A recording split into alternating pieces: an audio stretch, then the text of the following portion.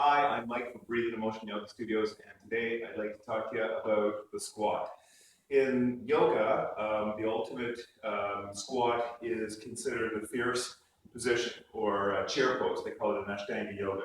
The feet are right together, the knees are together, and one sweeps up into a position resembling this.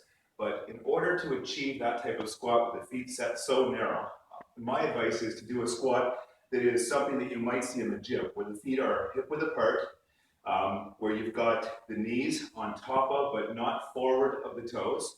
And in fact, what I like to do is first teach people a quarter to half squat. So that way there's less range of motion and less risk that you're going to shear the ACL, the anterior cruciate ligament. So for this squat, I've got the hands on my hips, kind of the bottom of the waist, right where the hip bones are. And I want to make sure that my feet are in fact in parallel.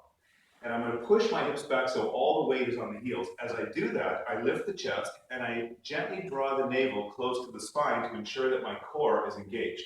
Most of the weight on the heels, you can see that my toes can lift off the floor. And then as I exhale, I'll come up about halfway, staying in what they call the sticking point in the fitness world. So again, breath in, I push my hips back and I lift the chest, and then I come up about halfway. And one more time here, pushing the hips back, reaching with the pelvis. And exhaling and standing up. I'm just going to show you the side view here. Notice in the side view that I've got my hips pushing backward, and there is in fact a back bend that I'm forming on the back side of the body. So as I push my hips back, my back goes into a extended position, or even slightly hyperextended. I lift the chest, chin on top of the knees, knees on top of the toes. Okay, to just demonstrate that with a dowel, so you can see how the alignment stacks up. If I draw a line from my toes, through my knees, through the chest, and the chin, everything should line up when I'm squatting.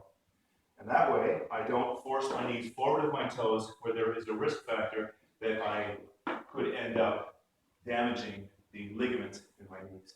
I hope this gives you a good start in learning how to squat for yoga. Namaste.